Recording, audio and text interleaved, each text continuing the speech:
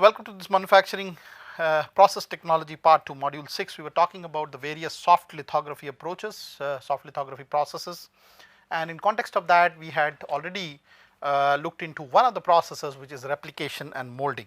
The other process, which is of substantial importance particularly when it comes to developing of platforms related to biological detection, is microcontact printing. This is based on a method again which is like stamping at a very small scale.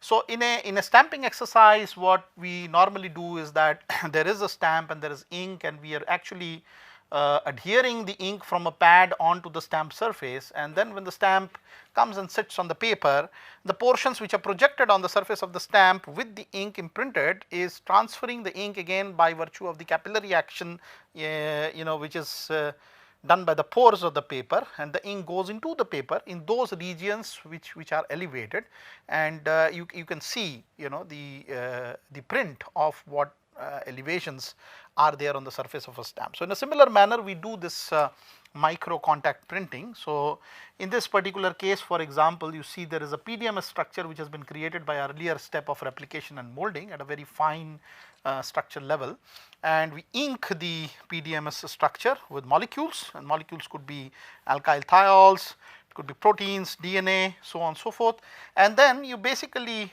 lay out the PDMS structure on the top of a thin film of gold with titanium, which is sitting on a silicon wafer. And if with lithography we could change the dimensions of this AU-TI layer, they could be very small structures or small posts of gold over which the PDMS structure would be incorporated. Okay, so these kind of the purpose here is to transfer the layer through physical contact. So whatever was on the PDMS surface in terms of these adsorbed molecules now is going to get transferred on the contact regions. These are the contact regions.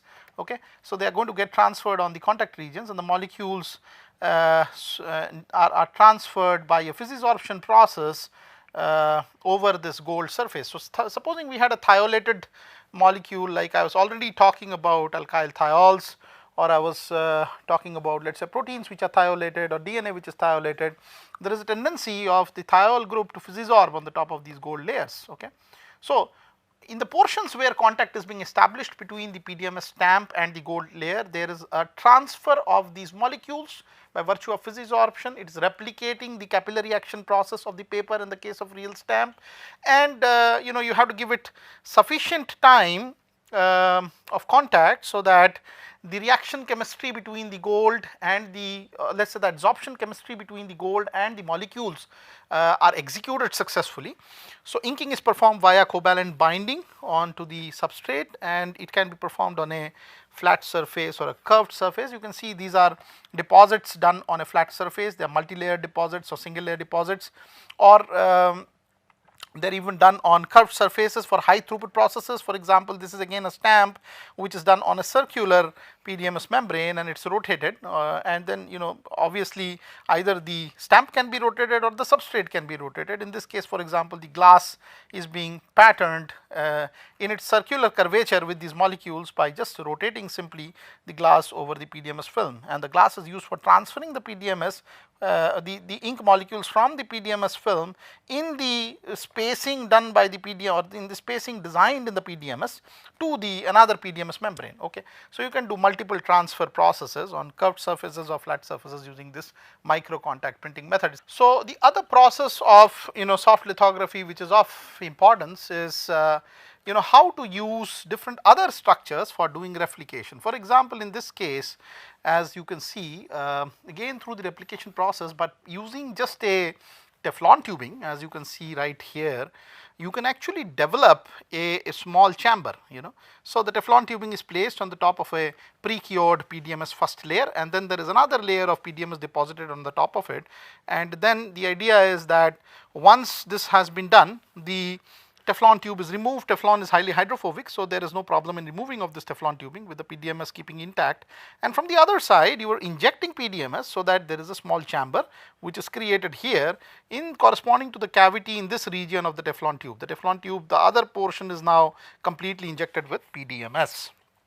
So that's how you create a channel, and you can also create in a similar manner vertical channels like you're seeing here, and the vertical channels can actually be placed on the top of a silicon chip which is already sort of pre-etched, and then you can have again the connecting tubings on both sides which can supply fluid at these particular places. So these are many ways of doing replication by using different strategies together, where you can either make a hybrid device including two or more different materials and a single device which is there on, let's say, complete PDMS and so on and so forth, using just the replication and without the use of any particular printed mold or patterned mold. Okay. This is another way that you can control with replication. You can develop microchannel arrays using sort of a, you can say, high aspect ratio wire like structure or wire. So in this case what we essentially do is take a copper wire, and this copper wire is subjected to controlled etching so that there is a uniform dimension of this copper wire which comes out in terms of some let's say 80 microns or so, and there is a box which again is laser micro machined with different holes where these wires are put from end to end. So there is actually holes done on both walls of the box where the wires are inserted, and the wires are stretched at a certain tension, and then PDMS is poured in 10:1 ratio, and later on the PDMS actually goes around the wires. So there's the wires are in these particular regions, and the PDMS has already gone around the wire, and it gets solidified. Okay. So once this is solidified, what we essentially do is to dip this PDMS in a solvent which can, solvent like toluene for example, which kind of goes into the voids of the bonded structure or the cross bonded structure of PDMS, and it expands the structure so that it releases its grip on the wires, and then the wires are slowly pulled out one by one to result in microchannels of very fine nature of circular cross section, as well as you can see the cross section. For example, this is a circular, completely circular cross section of the channel which has been formulated. Okay, and there is an optimization in this particular work which has been done by for studying of, let's say, time of swelling as opposed to the swelling index, okay, which is actually the channel diameter to the wire diameter ratio, and it has been found out that there is an optimum time of swelling based on which you could have almost close to unity value of the channel diameter to the wire diameter, and in some cases even it goes beyond that. That means if the channel was let's say 80 microns, you could obtain even lower sizes, because now the swelling and the shrinkage which is done on the material would allow it to actually go to a lower dimension, because there is a void collapse happening within the PDMS by means of evaporation of the solvent. So this is a way, it's a fantastic way of developing microchannel arrays within blocks of PDMS, and it's important because there are embedded fluidic applications where it is important to study the fluid flow within the bulk volume of this polymer, and there you can easily apply such a replication technology to lay out an array of or a group of channels or even features, etc. So the other process which is of use and which involves soft lithography again is called capillary molding using micro patterning. So you can see the steps. For example, you have a SU8 thick negative photoresist, you have exposed and created a featured surface which is micro structured through master mold, and then you basically pour the PDMS and try to create negative impression of the mold in terms of these small cavities, and this cavity can again be placed with respect to again a thermosetting resin paste, and the resin actually flows into such cavities, okay, because of the pressure. So there is always a inflow of this resin because of the pressure between this surface and this surface into these small cavities, and then the idea is you thermally set this resin by a thermal cycle, by applying a thermal cycle, and then remove the PDMS. So if you remove the PDMS, the structures that were initially imprinted onto the PDMS are now completely realized using this thermosetting resin, okay, over the substrate. But there are various complexities here imposed by the different surface energies. For example, if this PDMS and the thermosetting resin that we are using has a certain difference in the surface energy, there is going to be a meniscus formulation as seen here, and there is also going to be a contact angle of the way that the capillary really would proceed into the cavity. Okay, capillary formulated by the thermosetting resin would proceed into the PDMS cavity. So you can develop these small rib-like structures using this capillary micro molding process, and it is a very useful technique to develop again micro pattern surfaces. So essentially you are creating a master, replicating a polymer layer to create capillaries, spin coating the resin to be patterned, and contact the polymer replica for the resin to go into the capillaries. And usually the resin has a thermosetting component, so a replica can be released to obtain the ribs placed on the top of the substrate. Okay, so that's how micro molding capillary assisted micro molding is done. This is again a very important process from the viewpoint of placing molecules, also in the sort of the nanotechnology domain. And in fact, this process was developed by Shad Mirkin, up at Northwestern, and he for the first time observed that there is kind of repetition of the fountain pen principle on a very small scale. In a fountain pen, for example, there is a liquid ink which is stored inside the in the tube attached to the nib of the pen or the dispenser of the pen, and there is a slow release of this ink from the tip of the pen, and this release through gravity action is again capillary, by capillary forces is sucked into the paper, and wherever there is a rastering of the pen on the paper, there is a mark of the ink made by virtue of all these different processes together. Now this particular process uses a similar kind of a technique, although the scale is much smaller. It is done using an AFM tip. It's a STM probe which is actually transferring these molecules, and the way that the molecules are sort of dispensed onto the substrate is by virtue of releasing the molecule onto the tip of an AFM, atomic force microscope, which is again atomically very sharp, and by control of the temperature and the humidity condition in a way, so there is a water meniscus which develops along this particular tip.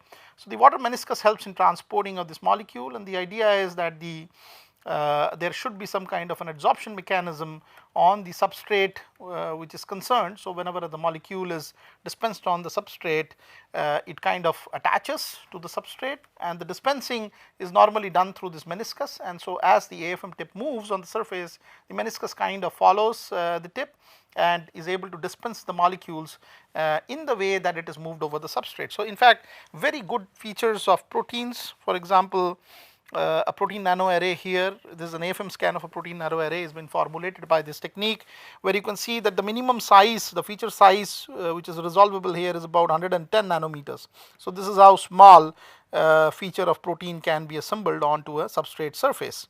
Okay. So typically this is a when it was formulated for the first time, it was a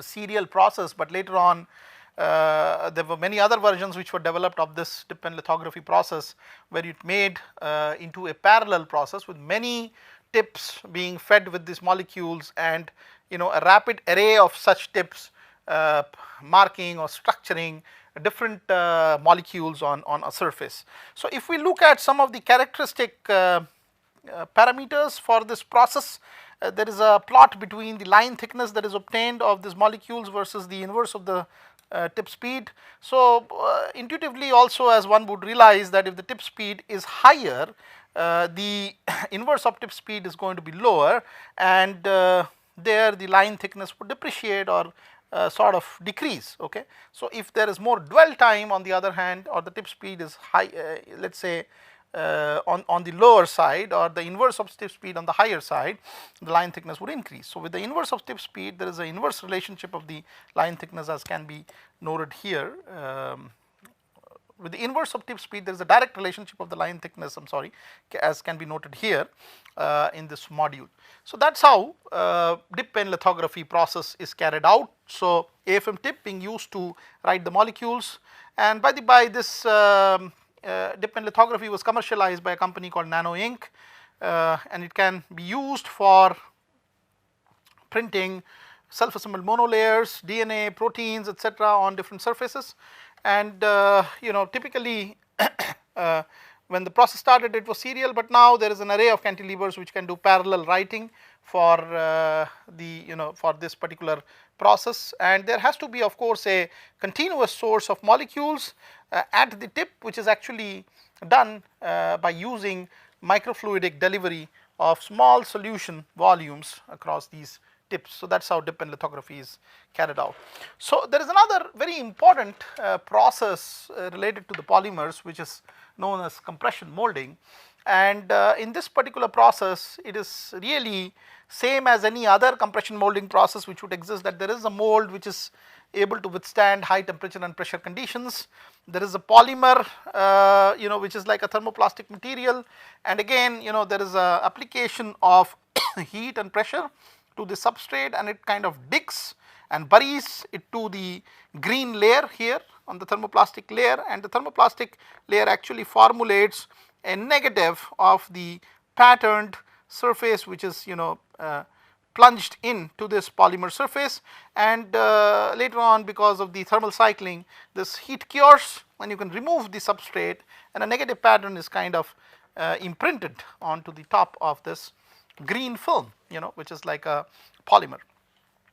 So, the process includes take a patterned hard substrate able to withstand high temperature and pressure without much deformation, press this over a spun on thermoplastic polymer, heat the ensemble and release it, and you are able to get featured structure or features on the surface of this green layer. The other very interesting process which is actually very often used for even printing compact discs are these injection molding processes. So, you have a die cavity. So, the die is split up into two halves, there is a cavity in between, and then there is a hopper arrangement which throws in the basic raw material, which is the polymer granules.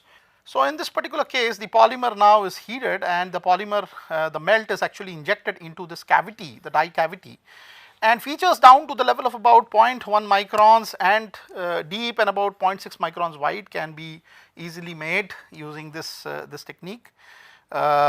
Typically for a compact disc, this is a very widely applicable process which is also borrowed from the conventional injection molding of polymers. The other important process related to polymer microstructuring or nanostructuring is this very interesting process of nano imprint lithography. So, this is based again on compression molding processes, and in fact, let me just add to all this information that there is a process which is so important that it has been included as an end of the road process for the international semiconductor technology roadmap, which has been created as probably a process for the end of the road devices, and that is the utility, or that is the basic essence of this particular process. So, what happens here is that again in the same manner as we had done compression molding, we are creating let us say pillars, okay, and the pillars are created by using a shadow mask. So, there is a shadow mask made in PMMA, which is again fabricated through e-beam lithography, and you can see the hole size that has been obtained here is roughly about close to about 20 nanometers, and the difference between two holes, or the resolution at which these holes have been printed, are close to almost about 40 nanometers, and now this is used as a shadow mask. So it means that whenever you are depositing metal electrodes or metal dots, these dots are made by having the mask which is having hollow cavities all round, and so there is a sputtering of the metal which goes over this particular perforated structure, and this metal gets deposited onto the top of a silicon wafer. You can see here, for example, the metal dots are deposited because of the shadow mask, so the metal has been overlaid with the shadow mask, and the sputtering experiment has been done on the top of this, so the metal vapors have been captured on the top of the shadow mask. So you have these small dots, okay, and then once these small dots are made, you can use them as again a mold for which can be able to withstand high pressure or high temperature, and could be able to structure a polymer layer, a thermosetting polymer layer. So you have exactly the negative imprint of the of this particular metal dots to create this 10 nanometer diameter pillars, okay. So you are having again a very good resolution as defined by the e-beam lithography system, and you can really have diameters, very small diameters, 10 nanometers or 20 nanometer diameter pillars separated by a distance of about close to 40 nanometers. So this is the kind of resolution at which you are working in nano imprint lithography. So it's essentially a nanoscale extension of the hot embossing or the compression molding process that we had shown before. So these are a sort of range of processes which are applied to handle polymers or make polymeric micro or nano structures. So I would like to now sort of go into another aspect about polymer fabrication, which is about development of three-dimensional structures in a planned manner, and that too very complex structures. So there is a process called microstereolithography, which has been done in order to address this issue of MEMS being or photolithography being limited to only 2.5 dimensions. So there is a layer by layer lithography which exists based on changed focus of the incident beam. In this particular case, for example, there is a polymer which is actually a resist, and whenever it gets imprinted with light, it does so to change the property and gets cross bonded on exposure to a certain wavelength of light. So we have a focused UV, okay. So there is maybe a lasing source from which this UV lasing is being done on a focused manner, and the depth of focus is continuously being changed. So what we typically do is that we try to write the resist layer by layer through a process where there is some kind of a glass slide, and the slide is moved with extreme precision, with maybe about 100 microns length of traverse. So when the slide is at the bottom, there is no resist typically, which is shown here by this hashed region. So there is no liquid resist, and the slide moves slightly by a few hundreds of microns and allows the resist to flow in, okay. So as the resist flows in, the laser beam, which is supposed to raster at a predefined path, is able to write on this particular resist to make it harder. As a next step, the slide moves again by another small distance from the existing position, so that some more resist can come in. So each layer in this way is made by moving the slide up by some 100 microns and let the photoresist flow in, where you can actually sort of write on the photoresist with the laser beam. And the idea is that any object that you want to pattern now, using the power of CAD, can be sectioned, just as we do in rapid prototyping or just as we do in 3D printing. You're sectioning an object into small sort of 100 microns or even 150 microns slices, and the slices are being patterned selectively by means of a glass slide going up every time by about 100 microns or so, and taking care of fresh resist which flows back, and that is again used to pattern. So this way you can create complex features and structures. So the polymerization reactions which happen are typically related to the absorption of photons by the polymer material. And for example, in the photolithography process, it is only a single photon which is absorbed, but concurrently you can do that with 2 photons, so that it matches the transition energy between the ground and excited state of the material. And you can actually use a 2 photon absorption phenomena, which is actually a nonlinear phenomena, to do this kind of lithography. So obviously the rate of 2 photon absorption is a square function of the incident light intensity, and you can have this stereolithography as a scaled down version of the normal rapid prototyping or 3D printing process that exists in the macro scale. Okay, and based on the state of the surface of the liquid resin, there are 2 different configurations of stereolithography. One is the constrained surface, and another is a free surface configuration of the stereolithography system.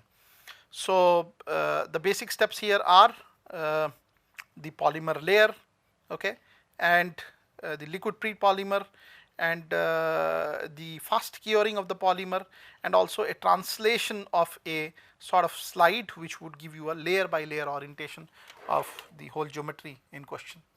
So typically when the system was initially formulated, the microstereolithography again was a serial process where there would be a single beam of laser which would raster and do these slices. But now there are many other ways of doing it. For example, you can have a parallel set of optical fibers which can do a very high throughput stereolithography. You can see here that with this optical fiber bundle, you have each fiber doing one step of lithography, and then the question is how to sort of manipulate this platform here, micro manipulate this platform here, so that it corresponds to at least identical features, many at a time, replicated on a certain surface by using the liquid resin and the selective stereolithography option. So the disadvantage of a prototyping approach of rapid, of less throughput can really be coupled with this optical fiber technology, and this can make parallel devices of identical types fabricated within the plates. So that's how you can think of micro stereolithography and 3-dimensional features. So you have seen 2.5D features using basic photolithography. You have seen 3-dimensional features using micro stereolithography. The next in line would be a little more on the subtractive etching technique, which is actually a directional subtractive etching technique. We also know this as anisotropic etching, but I will talk that in the next module in the interest of time. So I'll close this module as of now. Thank you so much.